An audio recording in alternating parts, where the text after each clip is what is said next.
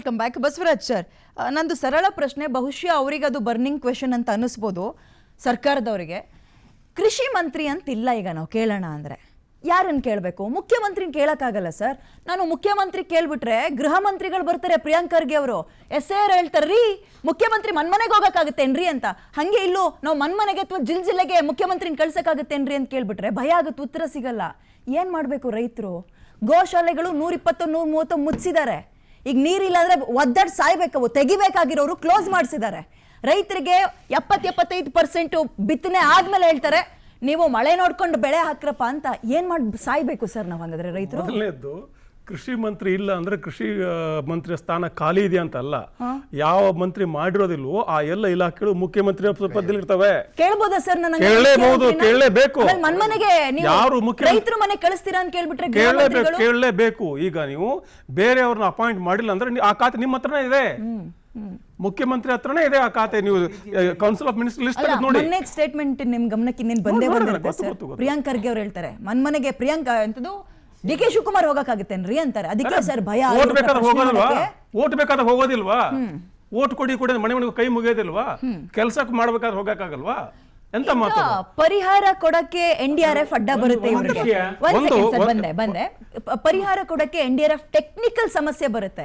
ಗೃಹ ಜ್ಯೋತಿ, ಗೃಹಲಕ್ಷ್ಮಿ ನಮಗೆ ಬೇಕಾದಂಗೆ ಓಟ್ ತಗೊಳಕ್ಕೆ ಅದಕ್ಕೆ ಯಾವುದೇ ಟೆಕ್ನಿಕಲ್ ಇಶ್ಯೂ ಬರಲ್ಲ. ಅದಕ್ಕೆ ಈ ರೈತರ ವಿಚಾರದಲ್ಲಿ ಮುಖ್ಯವಾಗಿ ನಾನು ಗಮನಿಸ್ತಾ ಬಂದಂಗೆ ಎಲ್ಲ ಪಕ್ಷಗಳು ಕ್ಲೀನ್ ಬೋಲ್ಡ್ ಆಗಿಬಿಡ್ತವೆ. ಇದಕ್ಕೆ ಹಸಿರು ಶಾಲ್ ಹಾಕಳಕ್ಕೆ ಯಾರಿಗೆ ಯೋಗ್ಯತೆ? ನಿಜವಾಗಿಯೂ ರೈತರನ್ನ ಯಾವ ರಾಜಕೀಯ ಪಕ್ಷ ಅರ್ಥ ಮಾಡ್ಕೊಳ್ಳಿಲ್ಲ. ಒಂದು ನಿಮಿಷ ತೇಜ್ ಅವರೇ, ಯಾವುದು ಅರ್ಥ ಮಾಡ್ಕೊಳ್ಳಿಲ್ಲ.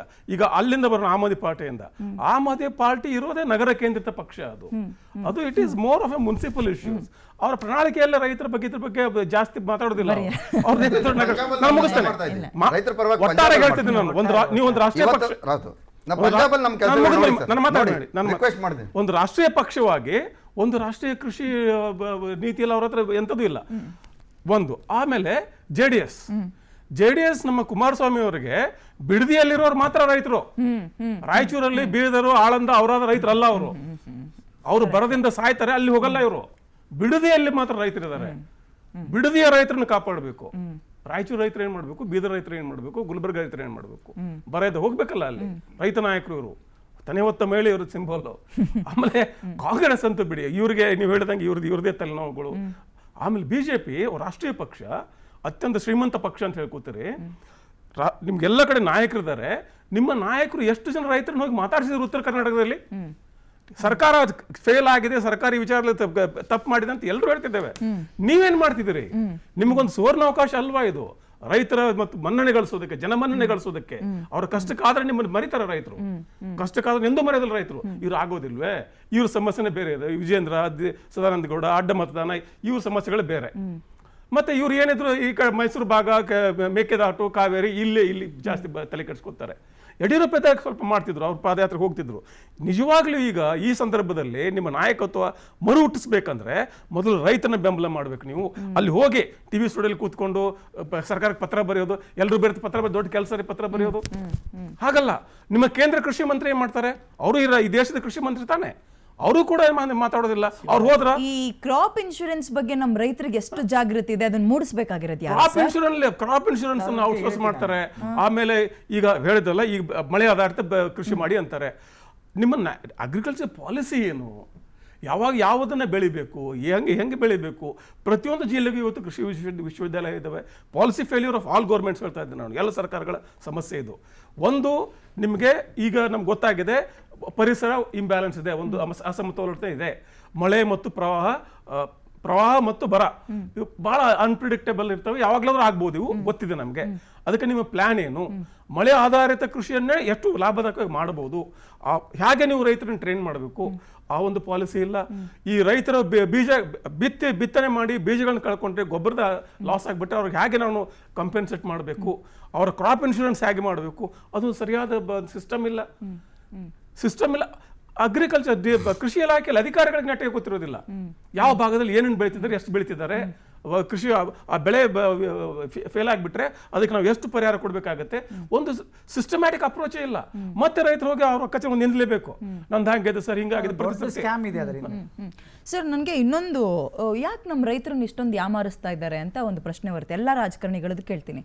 ಅಫಿಡವಿಟ್ ಅಲ್ಲಿ ಅವ್ರು ಆರಂಭದಲ್ಲಿ ತೋರಿಸುವಂತಹ ನಮ್ಮ ಹತ್ರ ಇರುವ ಇಷ್ಟು ಎಕರೆ ಅನ್ನೋದೇ ಬೇರೆ, ನೆಕ್ಸ್ಟ್ ಎಲೆಕ್ಷನ್ ಅಲ್ಲಿ ಇದ್ದಾಗಲೇ ಅವರ ಲಾಭದಾಯಕ ಕೃಷಿಯನ್ನ ತೋರಿಸೋದೇ ಬೇರೆ. ಯಾಕೆ ಸರ್ ನಮ್ಮ ರೈತರಿಗೆ ಇದು ಯಾವ್ದು ಹೇಳ್ಕೊಳ್ಳಲ್ಲ, ದುಡ್ಡು ಬೆಳೆಯೋದು ನಾನ್ ಮಾತ್ರ ಬರೀ ಈ ಗೋಧಿ, ಶುಂಠಿ, ಅಕ್ಕಿ ಯಾವ್ದು ಲಾಸ್ ಆಗುತ್ತೆ, ಮೆಣಸಿನಕಾಯಿ, ಬದನೆಕಾಯಿ ಇದನ್ನೇ ಯಾಕೆ ಬೆಳ್ಕೊಂಡಿರ್ಬೇಕು, ಇವ್ರು ಮಾತ್ರ ಯಾಕೆ ಆಲೂಗಡ್ಡೆ ಹಾಕಿ ಚಿನ್ನ ತೆಗಿಬೇಕು, ಅಥವಾ ಇವತ್ತು 4 ಎಕರೆ ಇರೋರು ನೆಕ್ಸ್ಟ್ ಎಲೆಕ್ಷನ್ ಅಲ್ಲಿ 400 ಎಕರೆ ಅಂತ ಹೆಂಗ್ ತೋರಿಸ್ಕೊಳ್ತಾರೆ? ನಮ್ಮ ರೈತರಿಗೆ ಯಾಕೆ ಸರ್ ಇಷ್ಟು ಮೋಸ ಮಾಡ್ತಾ ಇದ್ದಾರೆ? ಯಾಕೆ ಹೇಳ್ಕೊಡ್ತಾ ಇಲ್ಲ ಅದೇನ್ ಬೆಳೆ ಅಂತ? ಅಲ್ಲ, ಮೋಸನೇ ಮಾಡ್ತಿದಾರಲ್ವಾ? ಯಾವ ಯೂನಿವರ್ಸಿಟಿ ಅಂತ ಎಲ್ಲರೂ ಓದ್ಕೊ ಬರ್ತೀವಪ್ಪ ನಾವು. ಈಗ ಎಲ್ಲರೂ ಹೇಳೋದೇನು, ನಾನು ರೈತನ ಮಗ ಅಲ್ವಾ? 2 ತಲೆಮಾರು ಹೋಗಿ ನಾವೆಲ್ಲರೂ ರೈತರೇ. 2 ತಲೆಮಾರಿಂದ ಆಚೆ ಈಗ ಬಂದು ಈಗ ನಗರದಲ್ಲಿ ಓಡಾಡ್ತಿದ್ದೆ ನಾವು. ಇಲ್ಲಿ ಹೋದ್ರೆ 2 ತಲೆಮಾರು ಹಿಂದೆ ಎಲ್ಲರೂ ರೈತರೇ. ಅದ ಅರ್ಥ ಏನಮ್ಮ? ರೈತನ ಮಕ್ಕಳು ಬೇಡ, ನಮಗೆ ರೈತರು ಬೇಕು. ಮತ್ತೆ ನೀವು ಇದು ಕೇವಲ ರೈತನ ಯಾಮಾರಿಸೋದಲ್ಲ, ಈ ದೇಶವನ್ನು ಯಾಮಾರಿಸಿದ್ರಿ ನೀವು. It is dangerous to the food security of the country. ಈ ದೇಶದ ಆಹಾರ ಭದ್ರತೆಗೆ, ಈ ದೇಶದ ರೈತನ ಎಂಪ್ಲಾಯಬಿಲಿಟಿಗೆ, ಅವನಿಗೆ ಸರಿಯಾದ ಲಾಭದಾಯಕ ಉದ್ಯಮ ಆಗ್ಬಿಟ್ಟು ಕೃಷಿ. ಈ ದೇಶದ ದೊಡ್ಡ ಫೇಲ್ಯೂರ್ ಅಂದ್ರೆ ಕೃಷಿಯನ್ನು ನಾವು ಲಾಭದಾಯಕ ಮಾಡಲೇ ಇಲ್ಲ. ಕೃಷಿಯನ್ನು ಸಸ್ಟೆನೆನ್ಸ್ ಮಾಡಿಬಿಟ್ವಿ, ಒಂದು ಬದುಕಿನ ಮಾರ್ಗೋಪಾಯ ಮಾತ್ರ, ಅದು ಲಾಭದಾಯಕ ಅಲ್ಲ. ಕೃಷಿಯನ್ನ ಲಾಭದಾಯಕ ಮಾಡಿದ್ರೆ ಪಾಪ ರೈತ ಇಲ್ಲಿ ನಗರಕ್ಕೆ ಬಂದು ಕೂಲಿ ಮಾಡ್ಬೇಕಾಗೋದಿಲ್ಲ. ಅವ್ನು ಸರಿಯಾಗಿ ಅಲ್ಲಿ ಮಳೆ ಬೆಳೆ ಆಗ್ಲೇ ಆಗದೆ ಇರಲಿ, ಸರಿಯಾದ ಬೆಳೆ ಬಂದ್ರೆ ಆ ಬೆಳೆಗೆ ಒಂದು ಸರಿಯಾದ ಬೆಲೆ ಸಿಕ್ಕರೆ ಈ ದೇಶಕ್ಕೆ ಒಳ್ಳೇದು ತಾನೆ. ಫುಡ್ ಸೆಕ್ಯೂರಿಟಿ ಆಗ್ತದೆ. ನಾವು become food surplus, we can export. ನಾವು ಫುಡ್ ಎಕಾನಮಿ ಬಗ್ಗೆ ಮತ್ತು ಅಗ್ರಿಕಲ್ಚರ್ ಎಕಾನಮಿ ಬಗ್ಗೆ ಸರಿಯಾದ ಲಕ್ಷಣ ಕೊಡ್ತಾ ಇಲ್ಲ ಯಾರು. ಗೋವಿಂದರಾಜ್